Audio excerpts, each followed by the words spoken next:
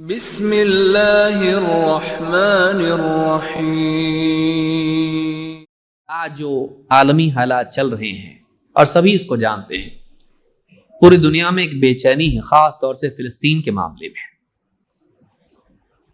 یہود کی طرف سے فلسطین پر جو غاصبانہ معاملہ ہوا ہے، سالوں سال سے وہ چل رہا ہے، اور مسلمان فلسطین کے پریشان ہیں، اور جو جنگی حالات آج نہیں پہلے سے چلے آ رہے ہیں اور آج خاص کر کے بہت بگڑ گئے ہیں، ایک بے چینی پوری دنیا میں اور خاص کر کے عالم اسلام میں ہے۔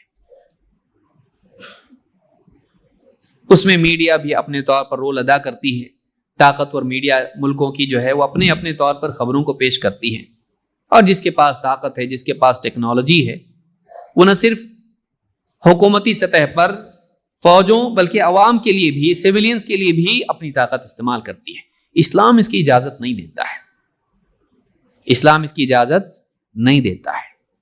لیکن آج فلسطین کے عوام کا بھی حال آپ دیکھیں کہ آج سیولینز کے ساتھ میں بھی بربریت کا معاملہ ہو رہا ہے۔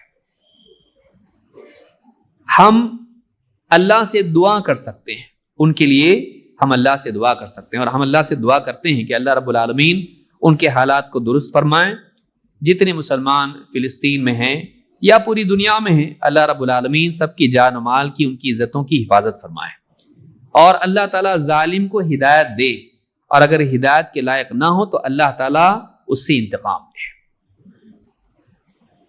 ہاں، لیکن اس چیز کو بنیاد بنا کر دنیا بھر کے جو مسلمان ہیں ان کو ایسا کوئی کام نہیں کرنا چاہیے جس سے لا اینڈ آرڈر خراب ہو۔ ایسا کوئی کام نہیں کرنا چاہیے کہ جس کی وجہ سے ان کا تو کوئی فائدہ نہ ہو لیکن ہمارے لیے مسائل کھڑے ہو۔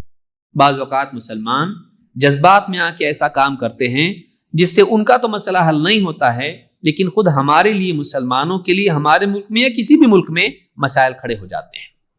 جذباتی نہیں بننا چاہیے، جذباتی نہیں بننا چاہیے کہ ہم لوگ ایسی حرکتیں کریں جس سے نقصان ہو۔ تو ان کے لیے کیا کر سکتے ہیں؟ ان کے لیے اللہ سے دعا کر سکتے ہیں۔ مسلمان کو اپنی تنہائی میں یا جہاں بھی موقع ملے اللہ تعالیٰ سے اپنے لیے، ان کے لیے، سارے لوگوں کے لیے، بلکہ پوری دنیا کے والوں کے لیے ہم کو دعا کرنا چاہیے کہ اللہ تعالیٰ ہمارے ملک میں اور سارے ملکوں میں امن و امان قائم کرے۔ اللہ رب العالمین جتنے بھی دنیا کے ملک ہیں، چاہے وہ مسلم ملک ہو یا کوئی بھی ملک ہو، جہاں کہیں لوگ بستے ہیں، اللہ تعالیٰ وہاں پر امن و امان کے حالات پیدا کرے، اس لیے کہ امن سماج کی فلاح کے لیے بہت ضروری ہے۔ جنگی حالات اس سے نقصان ہوتا ہے، اور پھر وہاں پر ہوتا کیا ہے، یہ اس کو تباہ کرتا ہے، وہ اس کو تباہ کرتا ہے، اور پھر اس کے بعد میں بڑے ملک بیچ میں آ کے بس مت لڑو، لیکن تباہی جو ہو چکی وہ تو ہو گئی، جان و مال کا جو نقصان ہونا تھا وہ ہو گیا، پھر واپس سے الف با تا سے شروع کرنا پڑتا ہے۔ تو جنگوں سے فائدہ نہیں ہوتا ہے، جنگوں سے فائدہ نہیں ہوتا ہے، امن و امان میں خیر ہے۔